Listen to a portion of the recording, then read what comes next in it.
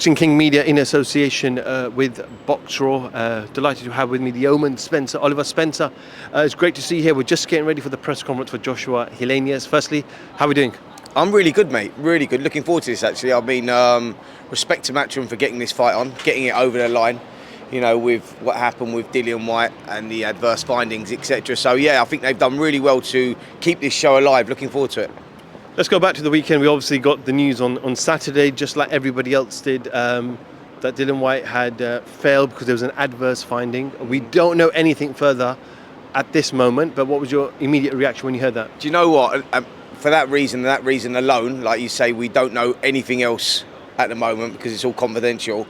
But my initial feeling was sort of gutted and disappointed, mate. Disappointed with, you know, with this situation. You know, we just don't need it in the sport now with, you know, with everything that's been going on in recent times. It's not a good look, you know, it puts another dark cloud over the sport. AJ's obviously a massive draw and, you know, he touches outside of just your hardcore boxing fan. So when people hear this, it's just not a good look. Disappointed, yeah. So let's just see what that outcome is, what the failings were, and if he can prove his innocence.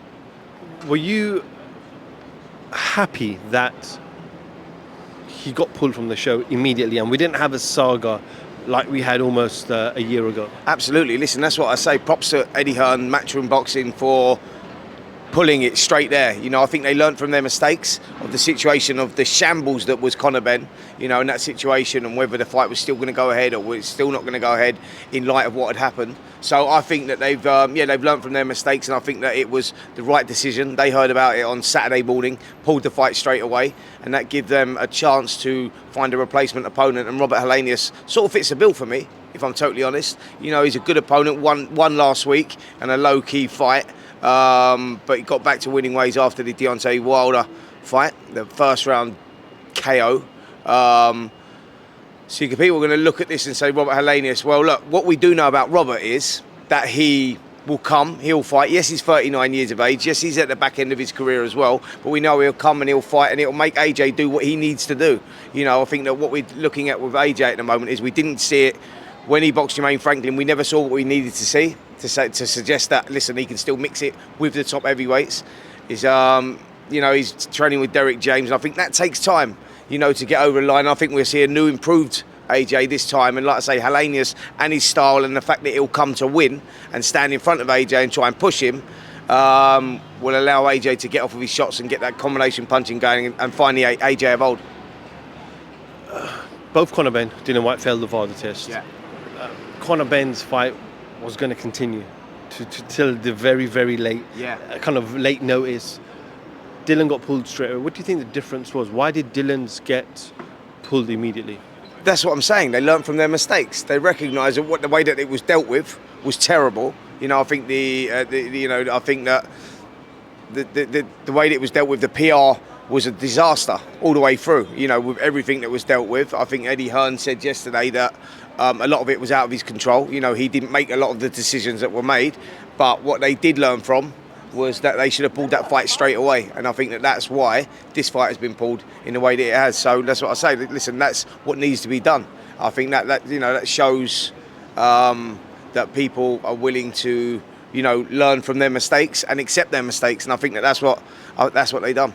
Do you think we've seen the complicated situation with Dillian Whyte now? Because we heard yesterday Eddie Hearn say that he wasn't licensed by the British board. Do you see this getting messy over the coming weeks? Yeah, I think that.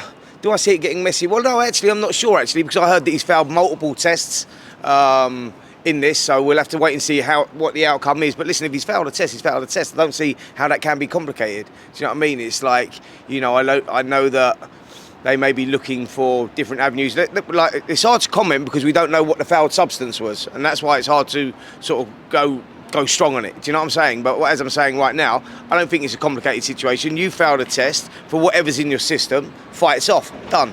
You know, and that's just showing the way, and hopefully other fighters will take note of that and maybe think about what they're doing before they do certain things. Do you feel like this will affect Joshua in any way ahead of his fight? Because obviously the last time a fighter failed the test in Big Baby Miller, he went on to lose. There might have been other reasons, but does this have an effect? Well, listen, that's the $1 million question, isn't it? I think that, you know, with a week out, I think that I'm hoping that AJ's obviously learnt from the last time and is experienced enough, you know, with his amateur pedigree, with opponents, you know, last minute opponents coming in, changing all the time, that he can sort of like put that aside, forget about that, and focus on what the job in hand, because, you know, there's big things in front of this fight. You know, and he's got to keep his mind on the job this time. You know, forget about the Deontay Wilder fight, possibly Saudi in January time they're talking about, and focus on this guy. What he's got to get his head around is that Dillian Whyte was that guy that, yes, they've got history, so he knew what he was going into, but when you're boxing, you live, eat, sleep it. So you wake up thinking about Dillian Whyte. He'll be training thinking about Dillian Whyte. He'll be going to sleep thinking about Dillian Whyte. That's what happens in a boxer's mind. All of a sudden now he's got to delete that and think about Robert Helenius, who's a totally different guy. You know, like 6'6", he's rangy, he's got a good right hand, he'll come to fight, and he's a different style. So AJ's just got to adapt, and I think he can do that. Listen, you don't win world silvers, Olympic golds, and two-time world heavyweight champion if you can't adapt. And, you know, that's what champions have to do. You know, these situations happen, and champions deal with that. So now, hopefully, he's just got his mind on Saturday night.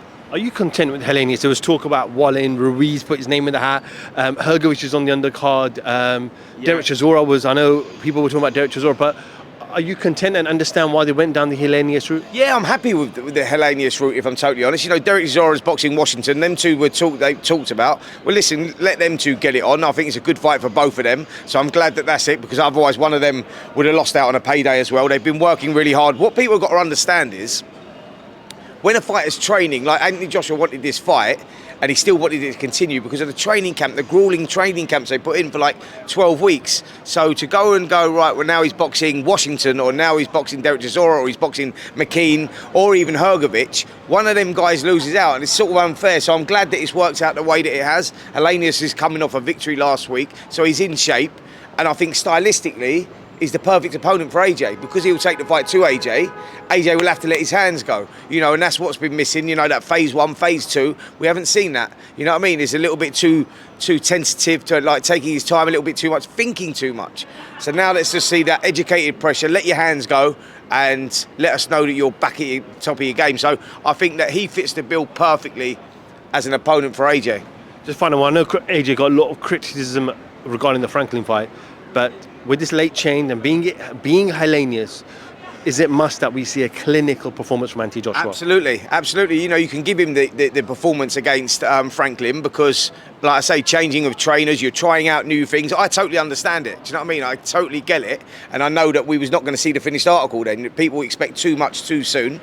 Him and Derek James, they need to adjust and work together and sort of, you know, work out the things that they've been working on. And you're not going to see the complete package in your first fight. But I'm expecting it this time. Forget the change of opponent, because I think that what Anthony Joshua was going to do with Dillian Whyte anyway, he was going to have to let his hands go. He was going to have to trade with him, because Dillian was going to roll the dice, in my eyes, and take it as a 6-round fight and just go for Joshua and think, I'll sort of attack his vulnerabilities right now. I'm not sure that he believes in his own confidence, his own ability, so I'll take it to him. So I think that AJ would have been training for that sort of thing anyway. He would have been prepared to have a fight, and I think that he needs to now roll that on with Helenius and do the same thing. You know what I mean? Just get off with your shots, stand there, trade with him, and get the job done. Spence, appreciate your time. Yeah, undercard press conference just about to start, and then the main event, and yeah, we'll catch up with you very soon. Look forward to it, mate. Spence Oliver, Boxing King Media, thank you.